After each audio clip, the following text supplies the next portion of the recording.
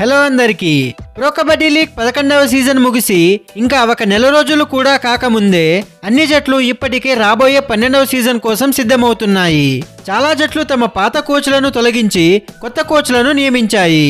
అలాగే కొంతమంది ఆటగాళ్లపై కూడా నీలిమేఘాలు కమ్ముకున్నాయి. కొంతమంది ఆటగాళ్ల ప్రదర్శన 11వ సీజన్లో అంతగా ఆశించిన స్థాయిలో లేకపోయింది. అలాంటి పరిస్థితుల్లో ఈ ఆటగాళ్లను కొనుగోలు చేయడానికి వచ్చే సీజన్లో ఎవరు కూడా ఆసక్తి చూపకపోవచ్చు. అలాంటి ఆటగాళ్లు వచ్చే సీజన్లో ఏ టీంలో కూడా కనిపించకపోవచ్చు. ఇలాంటి ఆటగాళ్లు ఎవరు ఉన్నారో ఇప్పుడు ఈ వీడియోలో క్లియర్గా అనాలిసిస్ చేసి తెలుసుకుందాం. సో ఫ్రెండ్స్, వీడియో చాలా ఇంట్రెస్టింగ్ గా ఉండబోతోంది. ఎక్కడా కూడా స్కిప్ చేయకుండా లాస్ట్ వరకు చూడండి. అలాగే ప్రో కబడ్డీ లీగ్ అప్డేట్స్ కోసం, తెలుగు టైటన్స్ అప్డేట్స్ కోసం, కబడ్డీ అప్డేట్స్ కోసం మన ఛానల్ ను సబ్స్క్రైబ్ చేసుకోండి. ఇప్పుడు 12వ సీజన్ వేలంలో అన్సోల్డ్ గా మిగిలిపోవచ్చని భావించిన ఆటగాళ్ల గురించి తెలుసుకుందాం. Number 3 Neeraj Kumar. Right cover defender Neeraj Kumar గత సీజన్ లో గుజరాత్ జైంట్స్ జట్టు భాగస్వామిగా ఉన్నారు. సీజన్ ప్రారంభంలోనే అతడిని జట్టు కెప్టెన్ గా నియమించారు. అయితే అతని ప్రదర్శన చాలా పేలవంగా ఉండింది. నీరజ్ 18 మ్యాచ్లు ఆడారు, కానీ కేవలం 21 పాయింట్లను మాత్రమే సాధించగలిగాడు. తద్వారా వచ్చే సీజన్ కోసం అతడిని కొనుగోలు చేసేందుకు ఎవరు ఆసక్తి చూపకపోవచ్చు.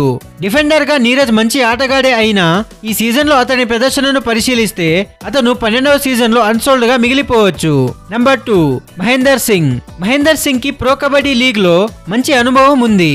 ఇప్పటి వరకు అతడు 147 మ్యాచ్లు ఆడాడు. గత సీజన్ లో అతడు యూపీ యోధా జట్టుకు ప్రాతినిధ్యం వహించాడు, కానీ అతడి ప్రదర్శన అంతగా ఆకట్టుకోలేకపోయింది.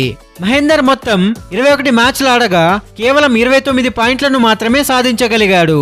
అతడు మంచి ఫామ్ లో లేనందున ఫ్రాంచైజీలో వచ్చే సీజన్ కోసం అతడిపై నమ్మకాన్ని ప్రదర్శించకపోవచ్చు. Number 1 Vikas Kandola. Vikas Kandola pro kabaddi league లో టాప్ రైడర్లలో ఒకరు. అతడు తన కెరీర్ లో మొత్తం 837 పాయింట్లను సాధించాడు. అయితే గత కొంతకాలంగా అతడి ప్రదర్శన దిగజారుతోంది. ముఖ్యంగా 11వ సీజన్ అతడికి మరిచిపోలేనిదిగా మారింది. వికాస్ కండోలా 8 మ్యాచ్లు ఆడగా కేవలం 17 పాయింట్లను మాత్రమే సాధించాడు. అతడి యావరేజ్ 2కు కూడా చేరలేకపోయింది. అందువల్ల వచ్చే సీజన్ లో అతడు ఆడే అవకాశాలు చాలా తక్కువగా కనిపిస్తున్నాయి. So friends, pro kabaddi league లో ప్రతి సీజన్ కొత్త అవకాశాలను, సవాళ్లను తీసుకొస్తుంది. ఆటగాళ్ల ఫామ్, కన్సిస్టెన్సీ, ప్రదర్శన మాత్రమే వాళ్ళ భవిష్యత్తును నిర్ణయించగలదు. పైన చెప్పిన ముగ్గురు ఆటగాళ్లు తమ కెరీర్ ను తిరిగి పట్టాలెక్కించాలంటే మాత్రం కఠినమైన శ్రమ చేయాల్సిన అవసరం ఉంది. మొత్తంగా ఈ ముగ్గురు ఆటగాళ్లు గత సీజన్ లో దారుణమైన ఫామ్ లో ఉన్నారు. అందుకే ప్రో కబడ్డీ లీగ్ 12వ సీజన్ వీరి కెరియర్ కి కీలకమవుతుందని చెప్పాలి.